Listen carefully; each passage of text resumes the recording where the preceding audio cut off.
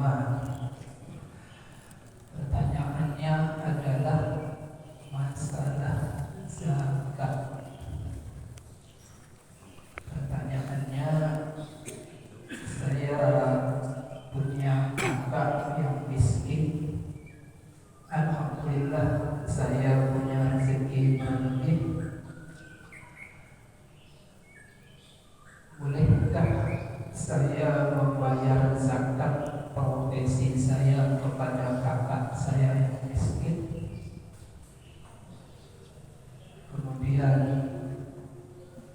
bolehkah zakat itu karena tidak cukup saya gabungkan dengan zakat yang akan datang yang belum jatuh tempo?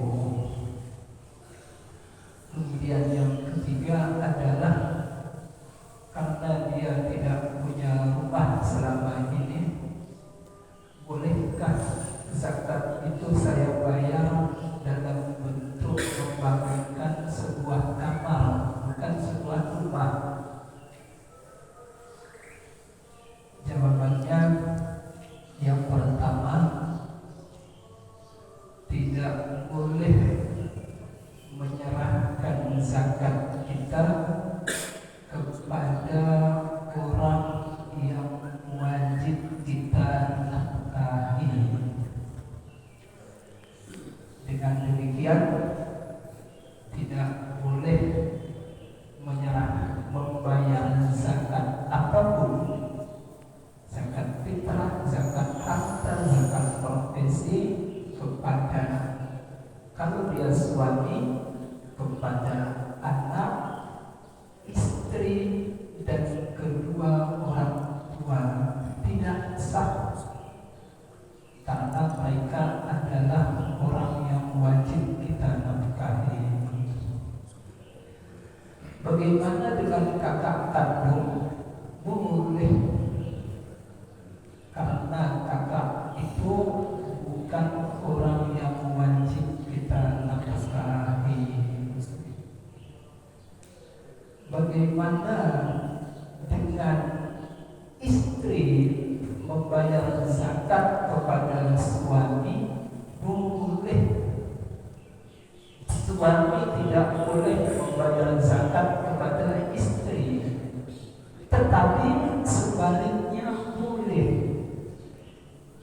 Istri membayar zakat hartanya kepada suami, boleh. Dalilnya hadis Sahih Bukhari, seorang perempuan yang bernama Zainab datang kepada Rasulullah. Wahai Rasulullah, Anda menyuruh kami membayar zakat, padahal suami saya sendiri, Abdullah bin Mas'ud, miskin. Bolehkah saya membayar zakat saya kepadanya? Nabi menyatakan boleh. Jadi ibu-ibu, kalau kaya, suaminya miskin, bayar zakatnya jangan yang jauh-jauh ya. Bayar zakatnya kepada yang dekat saja, jangan kepada yang jauh, yang dekat saja.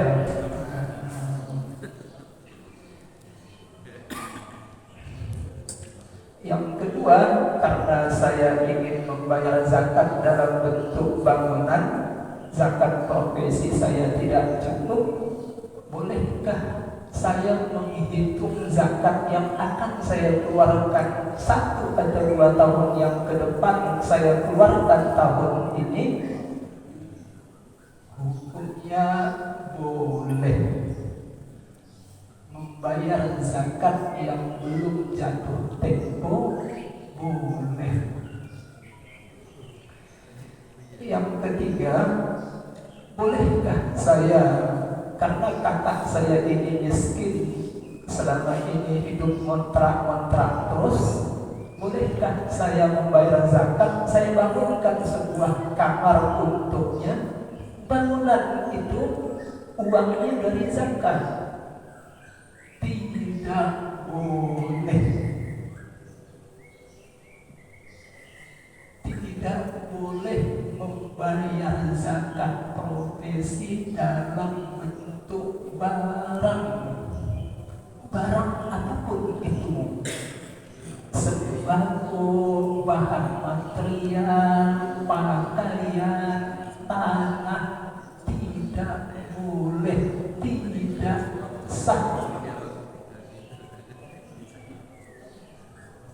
Rumusnya bagaimana? Uang tidak boleh dibarangkan, tetapi barang boleh diuangkan. Kewajiban kita untuk bayaran zakat fitrah adalah bahan makanan pokok. Kita bayar dengan uang boleh. Dia beternak kambing. Setiap 40 ekor kambing wajib mengeluarkan seekor kambing bila telah berumur 2 tahun lebih, dan yang 40 ekor ini sudah berada di dia 1 tahun penuh. Kewajiban dia membayar zakat dalam bentuk kambing. Kambing diuangkan boleh. Zakat profesi itu uang, dibayar dalam bentuk bangunan atau barang apapun, tidak boleh, tidak sah. Mengapa tidak sah? Karena kita tidak boleh intervensi kepada hak orang lain. Zakat itu hak si penerima, haknya berbentuk uang. Lalu kita intervensi, kita mengatur dia. Ini uang kamu saya belikan bangunan. Saya tidak boleh, kecuali penerima itu adalah orang bodoh, anak-anak yang belum mumayyiz, atau orang gila. Bila dalam 3 hal ini, maka kita boleh mengatur uang yang diterimanya. Ini jawaban saya masalah zakat, Pak ya. Kemudian ada sedikit oleh-oleh dari umroh ini, Pak. Sayangnya oleh-olehnya dalam bentuk foto, bukan kurma, bukan air zam-zam. Bagaimana ini Pak Yanto? Oleh-olehnya hanya ini saja. Apa ini Pak Yanto? Kamar. Kira-kira masalah apa yang mau kita bahas dari foto ini, Pak? Ini ya, bahwa dipergede, ya kita zoom ya. Ini ya.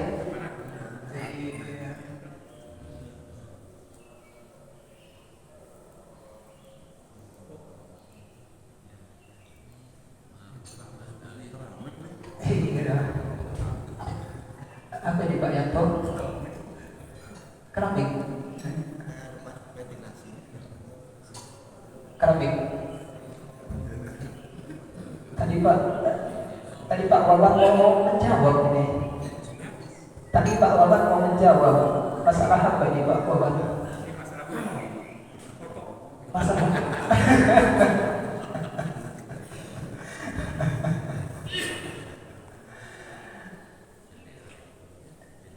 ini kamar yang saya tempati di Madinah, di hotel di Madinah.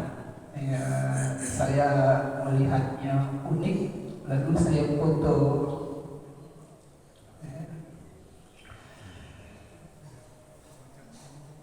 Ya, kalau Pak Bro, apa yang mau kita bahas dari foto ini? Kamar ventilasinya itu apa? Ventilasi. Biasanya itu Allah sama Muhammad. Iya, Pak Adrianto yang benar. Iya. Iya. Inilah sikap berlebihan dari orang Saudi. Kita katakan kekhawatiran berlebihan. Apa yang ada di masjid kita ini mereka tuduh bid'ah. Apa yang ada di aksesoris di jendela masjid kita mereka tuduh bid'ah. Apa yang ada di atas itu mereka tuduh bid'ah. Syirik, khurafat. Kenapa? Tidak boleh menyandingkan Allah dengan apapun, sekalipun dengan Nabi Muhammad. Bukankah itu yang kita lakukan? Allah Muhammad, kita sandingkan Allah dengan Muhammad, syirik, bid'ah, khurafat. Ini kekhawatiran yang berlebihan, kekhawatiran yang tidak pada tempatnya. Maka aksesoris di hotel, di tempat-tempat umum, bahkan di kamar yang saya tempati ini, kalau nggak salah 618 Hotel Darul Iman Al-Haram, begini, kanan dan kiri Allah. Tidak boleh kanan Allah, kiri Muhammad, tidak boleh. Tidak boleh. Mengapa kita katakan ini adalah kekhawatiran yang berlebihan? Karena tidak pada tempatnya. Pak Yanto tidak merokok. Lalu saya katakan dengan bahasa yang kasar kepada Pak Yanto, Pak Yanto, awas ya, rokok itu membahayakan Bapak. Jangan sekali-sekali beli rokok ya. Sikap saya itu berlebihan. Apakah Pak Yanto selama ini merokok? Tidak. Lalu kenapa saya bersikap mengeluarkan ungkapan ancaman yang kasar? Ya, kalau ada ulama Saudi datang ke masjid kita, langsung mereka katakan bongkar itu syirik. Nah, pertanyaannya, bukankah kita selama ini setiap kali sholat mengucapkan syahadat? Syahadat jelas kita memposisikan Nabi Muhammad sebagai Rasul. Nggak mungkin kita syirik. Bukankah setiap sholat kita menyatakan Allahu Akbar, Allah Maha Besar, Allah Maha Tinggi? Enggak mungkin ada yang setara dengan Allah.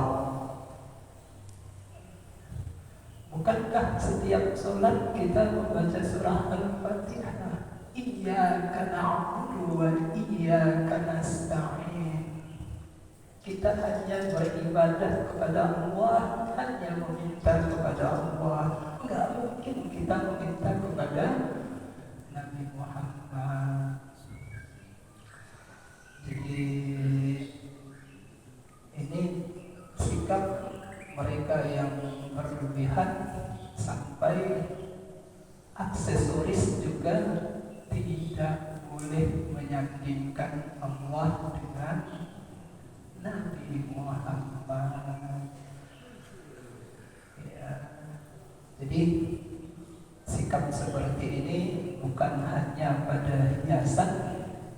Ya, kalau bagi kita biasa, ini hanya sekedar hiasan.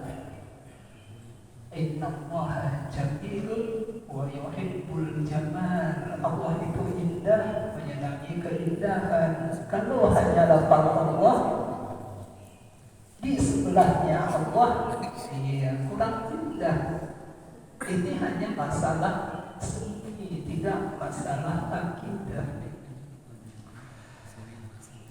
Seperti pernah kita sampaikan sebelumnya, masalah kekhawatiran yang berlebihan ini bukan hanya pada aksesoris, tapi juga pada masalah-masalah lain. Masyarakat kita sering melakukan wisata ke kuburan para wali. Mereka mengatakan itu haram, bid'ah, syirik. Kenapa? Tidak boleh. Ada kekhawatiran nanti meminta kepada pemilik kuburan itu, kepada para wali. Bukankah Nabi menyatakan la tusaddur rihanu illa li salasati masajid? Tidak boleh memaksakan diri melakukan perjalanan kecuali kepada 3 masjid: Masjid Haram, Masjid Nabawi, Masjidil Aqsa. Di luar masjid ini kita memaksakan diri dalam bentuk wisata bid'ah. Pertanyaannya adalah, jawaban kita adalah, bukankah ziarah kubur itu juga dianjurkan oleh Nabi? Baik, mungkin dari 100% itu ada 1 atau 2% yang melakukan bid'ah. Tapi apakah karena 1 atau 2 orang lalu kita mengharamkan yang lain? Hal yang sama akan kita lihat sikap mereka ketika melihat banyak patung-patung di Jakarta.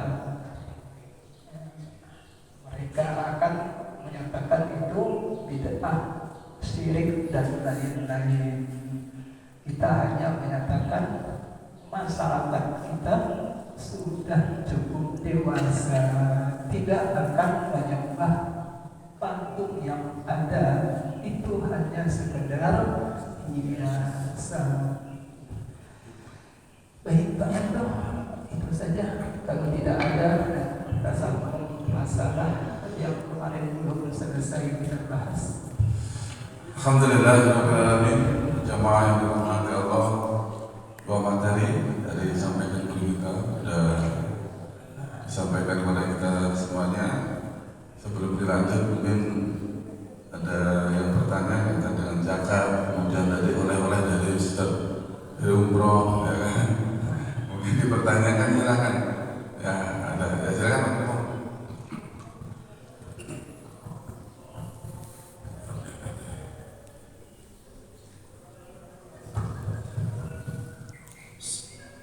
Assalamualaikum warahmatullahi wabarakatuh. Mohon bertanya Pak Ustadz, apakah boleh kita bersedekah selain kepada makhluk sesama, maksudnya sesama manusia? Jadi apakah kalau kita bersedekah untuk makhluk Allah yang lain, katakanlah ke hewan atau mungkin apakah gaya tumbuh-tumbuhan termasuk boleh di sodakoin? Contoh mungkin kalau kita memberikan makan hewan itu apa termasuk bisa kita niatkan sodakoh gitu Pak Ustaz. Terima kasih. Assalamualaikum warahmatullahi wabarakatuh. Ada beberapa rumus yang berkaitan dengan sedekah. Rumus pertama adalah semakin sembunyi semakin baik. Semakin sembunyi semakin baik. Karena semakin sembunyi semakin tinggi kadar keikhlasannya. Rumus yang kedua adalah semakin dekat hubungan kekeluargaan kita dengan si penerima semakin baik. Yang penerimanya kakak kandung kita miskin lebih baik daripada penerimanya orang lain. Mengapa?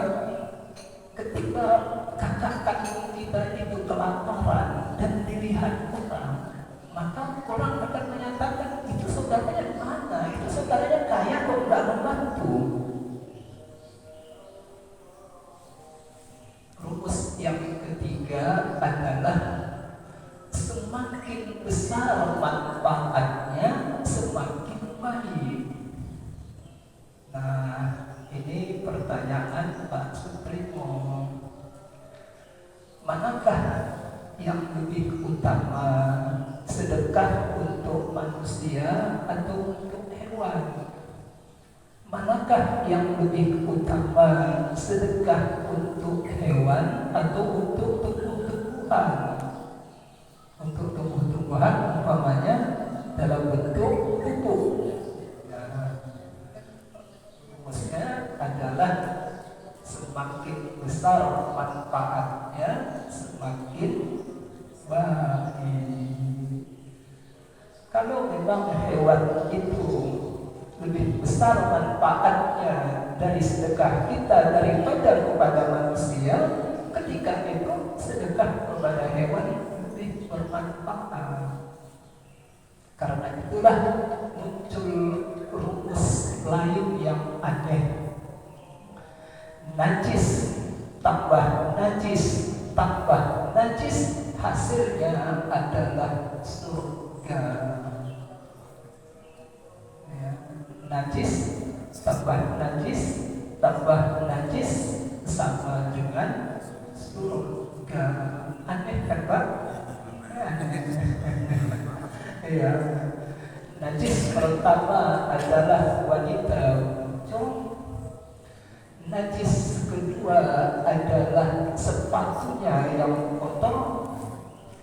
Najis yang ketiga adalah anjing. Wanita di perjalanan di gurun pasir, wanita ini belajar melihat anjing kehausan, dibukanya sepatunya yang kotor, turun ke pinggir kali, maaf bukan kali, oasis jenis sumur, mengambil air dengan sepatunya yang kotor, memberi minum anjing yang najis. Nabi menyatakan wanita itu masuk surga. Jadi kondisinya, artinya masalahnya sangat kondisional Pak. Kita diminta untuk apa Pak ya, untuk mempertimbangkan mana yang lebih besar manfaatnya.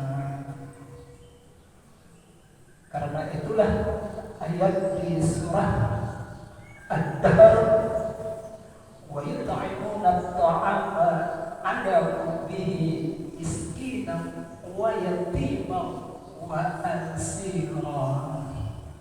Mereka memberi makan kepada orang miskin, yatim, asir, tawanan. tawanan itu siapa Pak? Orang kafir. Orang kafir pun kita beri. Tidak salah, malah dianjurkan. Orang kafir yang sebelumnya ingin membunuh kita sekalipun, ketika dia menjadi tawanan, malah kita dianjurkan memberi makanan kepadanya. Jadi seharusnya bukan dikasih makan, dibunuh. Karena sebelumnya dia sudah berusaha maksimal bunuh kita. Jadi kondisional saja Pak. Kita pertimbangkan antara manusia, tadi hewan dan binatang. Dalam kasus tertentu karena kita sangat membutuhkan oksigen dari sebuah tumbuh-tumbuhan, bisa saja sedekah kita kepada tumbuh-tumbuhan itu dalam bentuk pupuk bisa lebih besar pahalanya dibanding kepada hewan. Tapi sebenarnya rumusnya belum selesai Pak ya. Tapi sudah pernah kita bahas Pak ya. Semakin sembunyi semakin baik, semakin dekat hubungan kekerabatan dengan penerima semakin baik, semakin besar manfaatnya semakin baik. Ini rumusnya belum selesai, masih ada yang lain. Cukup Pak ya. Kalau menyikapi seperti tadi Pak Trimo yang sudah kaitan dengan hewan itu, saya itu sering juga kadang-kadang itu hati ini agak kurang pas itu ya. Ada seorang ibu-ibu yang suka memberikan sedekah sama kucing. Sering terjadi ini, saya lihat dia sering ngasih makan di jalan-jalan, bahkan diambil, digendong dan lain sebagainya. Sedangkan di sebelahnya itu ada orang minta-minta, ya kan, orang yang istilahnya kekurangan lah, malah dia memanjakan dengan kucing, memberikan lah. Ini apakah termasuk ria, termasuk ria atau termasuk sedekah ini mana yang lebih baik ya? Kan kalau menurut saya kurang pas gitu. Nah, ini gimana kalau sebenarnya bisa mohon penjelasan sedikit. Yang pertama, lagi-lagi masalahnya kondisional. Mungkin saja dia tidak memberi bantuan kepada pengemis tadi ya, karena dia ingin mendidik pengemis itu untuk mandiri. Kita lihat sehat, masih muda, kok mengemis. Kita khawatir kalau kita memberi malah kita tidak mendidiknya. Nabi menyatakan orang yang kuat dan sehat tidak pernah menerima sedekah. Jadi bisa saja Pak ya, kita kan nggak tahu hakikatnya. Ibu itu ingin mendidik pengemis ini untuk mandiri. Soalnya saya pernah lihat itu di stasiun itu ya, di pasar ya, nyari kucing banyak banget itu, beli gendong-gendong gitu. Artinya baik juga ya, tapi perasaannya kurang pas gitu. Tapi pas aja gitu. Terima kasih. Terus yang kedua kaitan dengan tadi sedekah lagi, sedekah lagi. Kan kadang-kadang kita tuh ya perlu juga sedekah dengan hewan, buat dan apa yang disampaikan dengan Pak Timo tadi. Kadang-kadang tapi kita punya jengkel, tapi saya waktu itu pernah memberikan ilmu bahwa itu salah satu sedekah jangan jengkel. Saya kan punya pohon ya kan, pohonnya buah mangganya cakep, manis, dan saya tahan-tahan untuk dipetik. Ternyata makan codot. Dan jengkel saat itu kan. Ternyata sedekah, makanya baru ketemu itu. Ternyata pernah sedekah juga sama tonton saya, jadi saya tarik saya jaga saja. Ya kan, supaya dapat balas. Nah ini dia ketemu ini, jadi nyambung dengan Pak Keliman tadi. Ini ya bantuan itu harus kita sedekah. Nah ini ya ini ilmu ya. Jadi mudah-mudahan ya, nanti yang Bapak punya pohon, punya berbuah, rambutan, mangga dan lain-lainnya. Jadi makan contoh jangan marah-marah. Jadi sedekah saja. Iya. Terima kasih Ustaz. Mungkin yang lain silakan yang mau bertanya.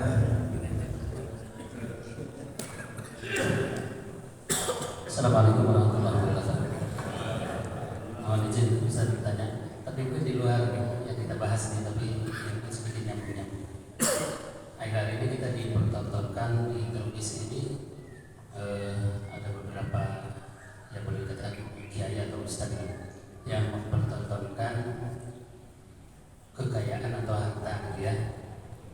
Nah ini kita kan kalau dilihat dari pengetahuan agamanya mungkin mereka lebih tahu bahwa mempertontonkan kekayaan itu kan hukumnya ada gitu ya.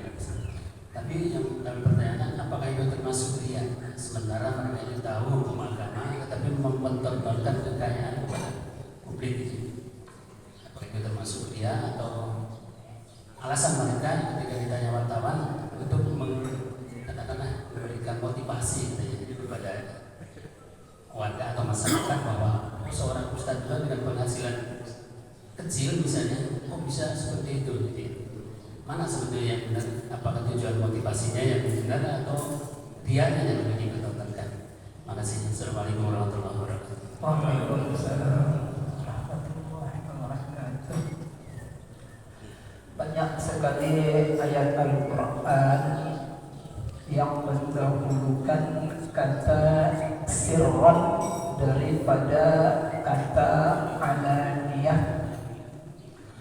Wa yunfiquna amwalahum sirran wa alaniyah. Mereka menafkahkan harta mereka dengan sembunyi-sembunyi dan terang-terangan. Rumusnya adalah yang disebut lebih awal, lebih utama daripada yang kedua. Bila ada beberapa hal yang disebut pertama itu lebih utama dari yang kedua lebih utama dari yang ketiga lebih utama dari yang keempat, dan begitu seterusnya. Ketika Allah menyatakan sirran sembunyi-sembunyi, wa alaniyah dan terang-terangan, maka sembunyi-sembunyi itu lebih baik.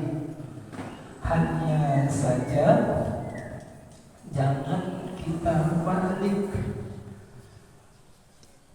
balik pemahamannya dengan menyatakan orang yang memamerkan sedekahnya tidak baik.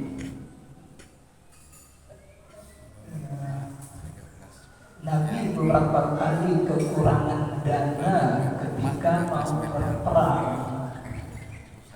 Lalu Nabi menyatakan, siapa yang mau infak untuk membiayai peperangan kita? Sahabat angkat tangan. Abdullah bin Zubair angkat tangan. Saya sekian wahai Rasulullah. Sahabat Abdurrahman bin Auf angkat tangan. Saya sedekah sekian wahai Rasulullah. Sahabat Utsman angkat tangan. Saya sedekah sekian wahai Rasulullah. Nabi tidak menegur mereka. Nabi tidak menyatakan rahasiakan sumbangan kamu. Sikap Nabi diam itu menunjukkan boleh mengumumkan sumbangan,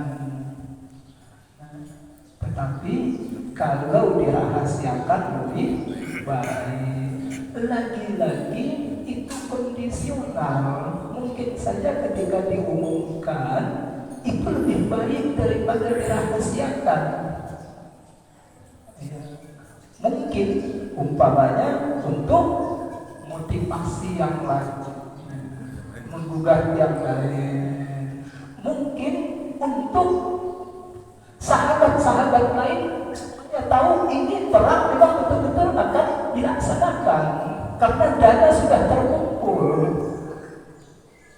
Ya, jadi lagi-lagi masalah hati adalah masalah rahasia antara hamba dengan Allah.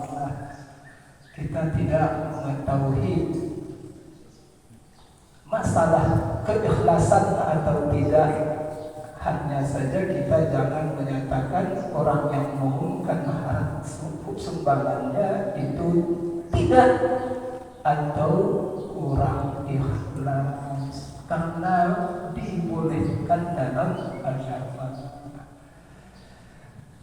Begitu Ustaz.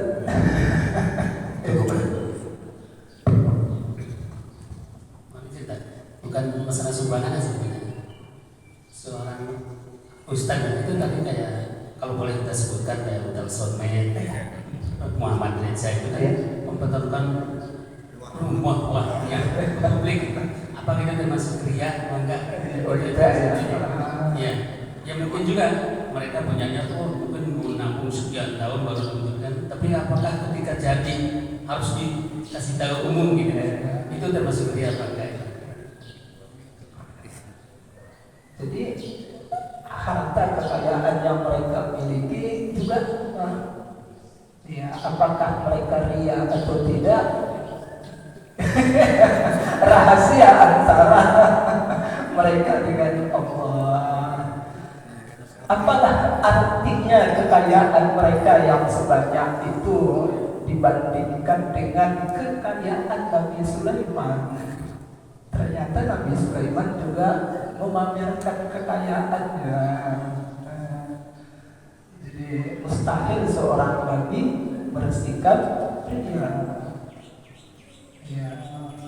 Bahkan Nabi Sulaiman setelah memperlihatkan demikian hebat kekayaannya kepada Ratu Bilqis, malah berdoa agar tidak ada orang lain setelahnya yang diberi kekayaan seperti kekayaannya.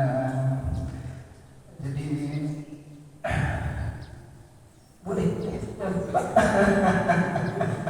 Boleh boleh saya posting mewahan saja posting tergantung ya. Cukup Pak Saja. Mungkin Pak Adi silakan bertanya. Assalamualaikum warahmatullahi wabarakatuh. Berkaitan dengan zakat tadi kan ada hukum nisab dan haul. Bagaimana yang tadi dibayarkan sebelum haulnya? Kalau seandainya nisabnya berkurang kan berarti nilainya bukan zakatnya atau sedekah gitu. Jadi itu nilainya zakat atau sedekah yang pertama. Yang kedua ini sharing mungkin ya. Jadi saya beberapa bulan yang lalu ngobrol dengan jamaah Jumat dari luar berkaitan dengan pengumuman. Jadi di Al-Muhajir itu kalau mengumumkan lebih lama dari khotibnya gitu. Itu yang mau masuk sholat qobliyah itu agak terganggu deh, karena kayak kemarin mungkin zuhur jam 12 bulan, jam 12 kurang seperempat sudah pengumuman gitu. Jadi yang sholat sunnah qobliyah itu, yang sholat sunnah katakan itu agak merasa terganggu gitu. Itu apakah lebih baik untuk pengumumannya diperpendek menjelang sholat atau tetap berjalan dengan pengumuman yang panjang, sholatnya dan itu mungkin itu banyak keluhan kalau saya yang mungkin habis gitu kan. Ya. Itu saya dari jamaah dari luar, jadi mungkin dari dalam nggak tahu ya apa ada apa Geruntil kata ini nggak tahu menyampaikan ke Pak Yanto nggak berani ini karena di forum biar terdengar semua bahwa Bapak ahli aja ketika baca Al-Quran ada yang sholat dirikan suaranya ini umumnya lebih banyak lebih panjang daripada khotibnya dan mengganggu sholat sunnahnya. Mungkin bisa terang biar kita jadi plong gitu. Makasih. Assalamualaikum warahmatullahi wabarakatuh. Waalaikumsalam warahmatullahi wabarakatuh. Banyak hal bila berkaitan dengan masjid, hukum darurat dan hukum kebutuhan itu diutamakan. Coba kita lihat Pak, di Masjid Nabawi dengan Masjidil Haram, anjurannya setelah kita selesai sholat itu kan zikir Pak. Zikir Subhanallah, Alhamdulillah, Allahu Akbar dengan angka 33 masing-masing itu lebih utama dari amalan lain, lebih utama dari sholat sunnah, lebih utama dari istighfar, lebih utama dari baca Al-Quran, lebih utama dari membaca sholawat. Karena zikir yang didawamkan oleh Nabi setelah sholat fardu, baca Al-Quran pahalanya sangat besar. Zikir setelah sholat lebih utama. Begitu juga dengan istighfar dengan sholat sunnah. Tapi karena darurat di Masjidil Haram dan Masjid Nabawi langsung sholat jenazah. Kenapa? Dan kalau tidak langsung nanti jamaah bubar.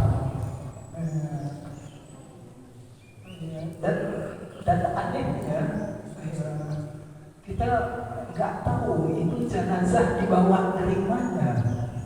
Kok setiap selesai 5 waktu sholat jenazah. Itu dari mana jenazahnya? Setiap 5 waktu. Dan jumlahnya kan jamak kan? Sallu ala al-amwat. Ini berapa jamak? Berapa jenazah? Jadi berarti di sini sudah mengorbankan prinsip zikir yang lebih baik kan? Coba Bapak lihat posisi imam di Masjid Nabawi. Mihrab Nabi mereka berbuat tinggi, antara mihrab Nabi dengan kubur Nabi mereka buat ada bangunan. Disitulah imam sholat. Apa yang terjadi Pak? Makmumnya ada 4-5 saf di depannya. Pak, itu tidak menurut hukum fikih tidak sah. Sholat makmum yang berada di depan imam, sholatnya tidak sah. Tapi kondisinya sudah darurat. Tempat itu tempat yang diserbu oleh jamaah. Jangankan yang di depan tempat, jangankan yang di depan imam, yang di luar masjid juga penuh dengan jamaah. Artinya apa Pak? Karena darurat boleh. Posisi makmum di depan imam karena darurat boleh. Kita sholat Idul Fitri jamaahnya banyak. Ini posisi imam, kita tarik garis lurus di sana, dia masih ke depan lagi di jalan.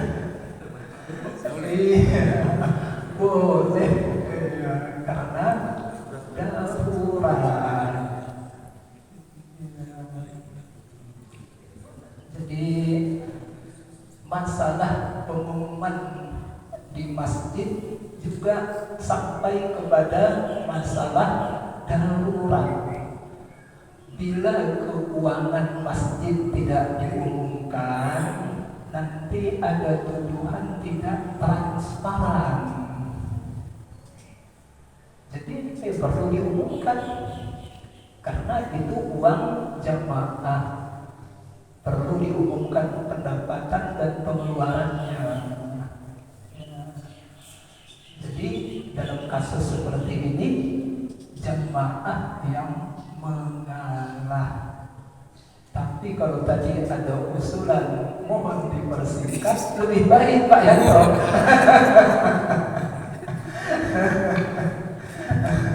Mungkin langsung saya jawab saja kaitan dengan pengumuman tadi. Pengumuman tadi yang di masjid itu selain program-program yang ada di masjid itu, kemudian juga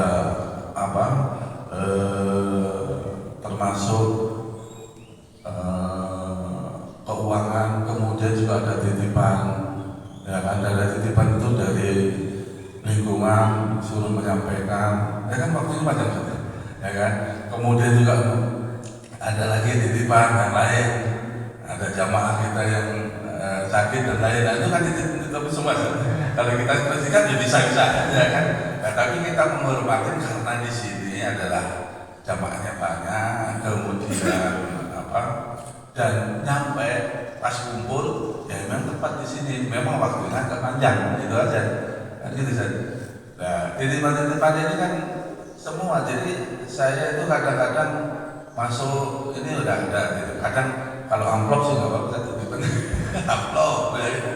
Titipan nanti ya boleh, titipan nanti terus sampaikan kaitan dengan kegiatan, titipan nanti disampaikan dengan keringan dan lain, kemudian lingkungan, ini kan panjang juga ya gitu.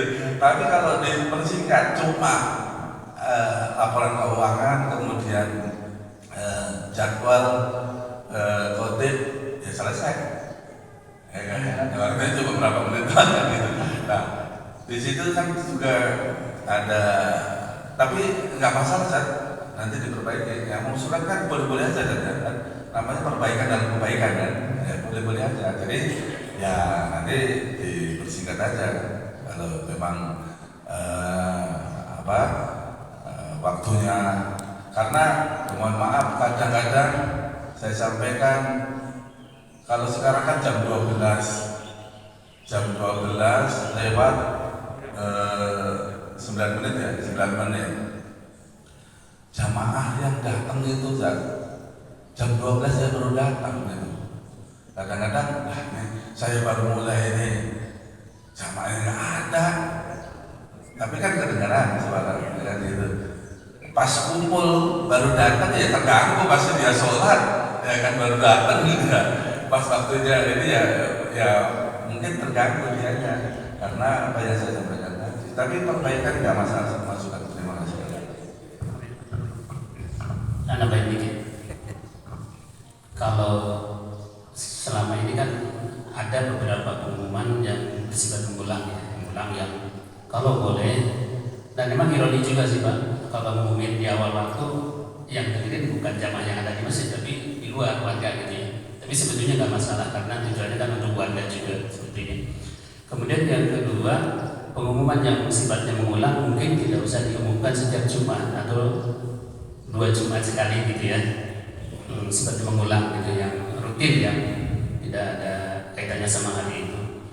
Nah kemudian berupa yang titipan-titipan itu juga sama sifatnya mengulang. Mungkin disampaikan tidak setiap Jumat, mungkin itu lebih mengurangi. Atau mungkin ya diperpendek aja pengumumannya yang kira-kira lebih penting banget ya diumumkan saat itu, atau yang enggak ya dikurangi gitu.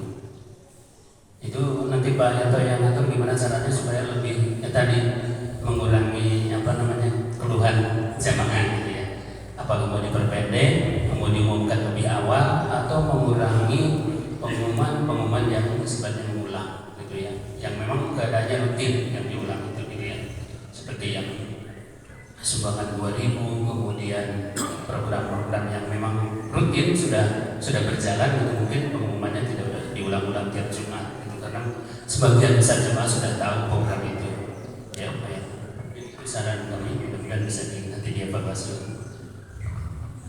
Ini juga kan sudah jawab masalah kancelengan tadi ya. Kancelengan itu saya terus disuruh Pak ngomong Pak itu jangan sampai, karena kan turun satu.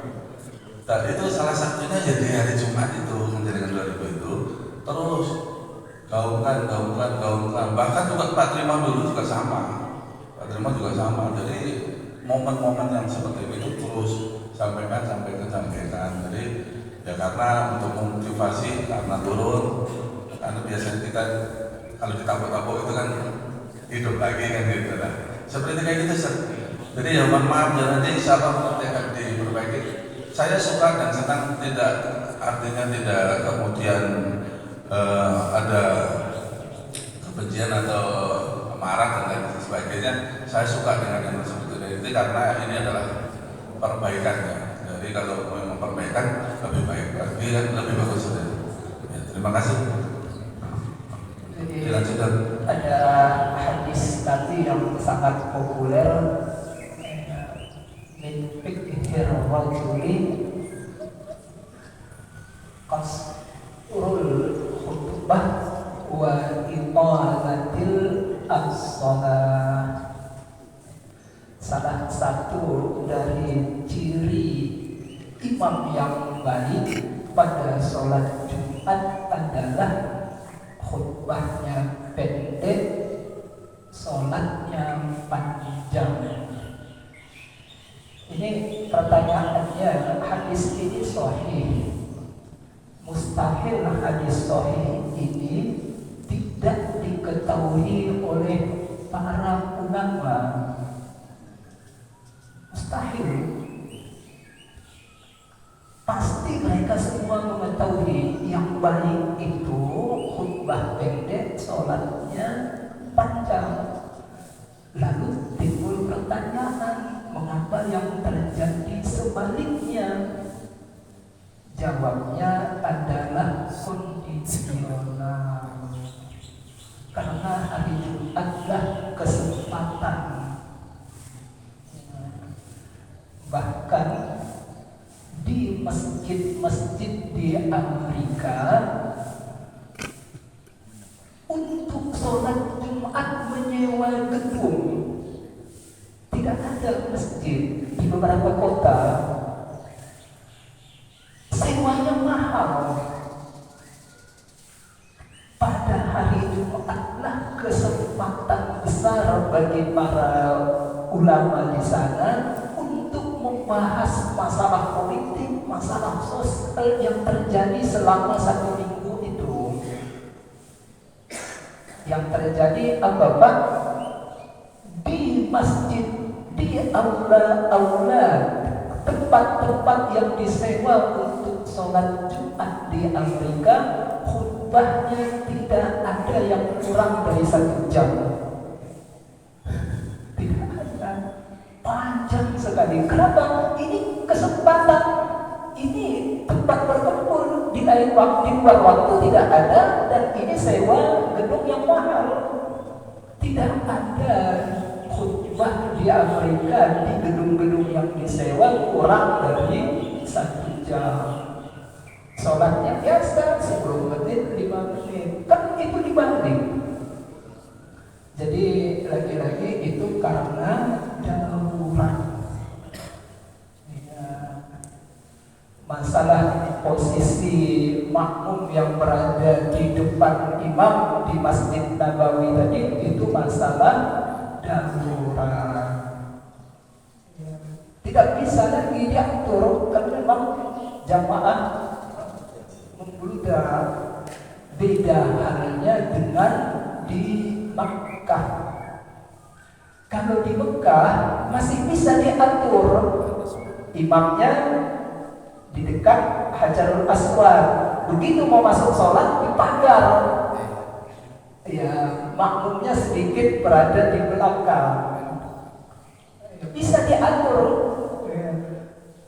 Nah, ada yang berada di depan imam tidak masalah. Karena posisinya menghadap Ka'bah, yang di Hijr Ismail, yang di Rukun Yamani, yang di sebelah Rukun Yamani, kan mereka langsung rapat ke Ka'bah. Itu kan sudah lebih di depan dari imam. Ya, tidak masalah, yang masalah itu yang sisi Ka'bah yang persis imamnya berada di sana. Itu yang tidak boleh makmum berada di depan sejajar atau di depan imam. Itu bisa diatur ya. Jadi lagi-lagi ini masalah ya, masalah darurat, masalah kondisi ini. Jadi kalau Pak Yanto bisa mempersingkat lebih baik, tapi kalau tidak sama sekali memang tidak ada kesempatan kan, selain hari Jumat. Tergantung pesanan saya. Bisa, supaya bisa diatur. Ustaz, waktunya sudah habis. Tapi belum sejam satu lagi tadi. Disimpan. Apa disimpan atau dijawab dulu? Pak Jinan tadi Ya, bagian zakat. silakan. Tadi hukum zakat tadi, Pak. Oh, iya, hukum zakat. Iya. Ada hukum nisab dan haul. Iya, kewajiban zakat itu dua, haul, nisab. Masalah haul ini hanya berlaku kepada zakat di luar profesi. Untuk profesi tidak ada masalah haulnya. Ya, terima gaji memang sudah kena zakat, dapat rezeki mendadak sudah kena zakat keluar, tidak menunggu sampai 1 tahun. Jadi karena membayar sebelum jatuh tempo, ya, karena dia dicatat, boleh saja nanti di waktu jatuh temponya sudah tahu atau belum, kita lihat catatannya. Nilainya sedekah atau zakat? Kalau memang belum jatuh haul dan nisabnya, jatuhnya sedekah.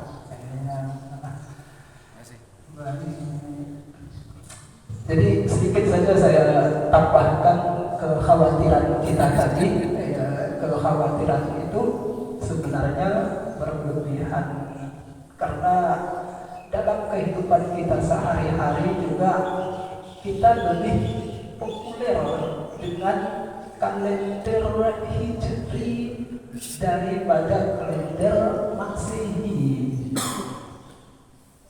yang berkaitan dengan Nabi Muhammad.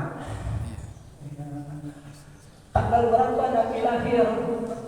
Mayoritasnya mengetahuinya 12 Rabiul Awal, tahun gajah. Tanggal Masehinya berapa? Wah, nggak tahu. Padahal 20 April 571. Tanggal berapa Nabi meninggal? 12 Rabiul Awal 11 Hijriah. Tanggal berapa Masehinya? Nggak tahu. Padahal Nabi meninggal tanggal 8 Juni 632.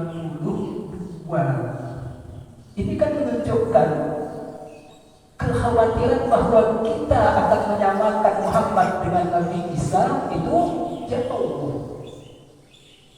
Kita masa dalam hal-hal tertentu kita lebih kenal dengan Nabi Isa daripada Nabi Muhammad. Tanggal berapa Nabi Isa lahir? 25 Desember. Walaupun ada yang menyatakan 6 Januari, kan kita lebih kenal kan? Jadi berapa usia Nabi ketika ketika meninggal berapa Pak? 63. Salah. Kurang ini. 63 itu kalau kalender Hijri. Kalau kalender Masehi 61. Nabi meninggal dalam usia 61 tahun. Bukan 63. Kalau kalender Masehi. Juni 632. 8 Juni 632 Masehi. 632 dikurangi 571. Nabi lahir 571. Berapa Pak? 632 dikurang 571. 61. Nabi meninggal dalam usia 61 tahun Masehi. Kalau 63 itu hitungan Hijriyah. Ini menunjukkan kan kita lebih akrab dengan Nabi Isa daripada Nabi Muhammad dalam masalah tanggal. Jadi kekhawatiran kita akan mengkultuskan Nabi Muhammad seperti orang Kristen mengkultuskan Nabi Isa sangat jauh. Ya, tidak mungkin ya. Tidak mungkin. Kalau usia Bapak 33 tahun, kalau ditanya berapa usia Anda, jawabannya bagaimana Pak? Iya, menurut kalender Masehi 33, menurut kalender Hijri 34. Setiap 33 tahun ditambah 1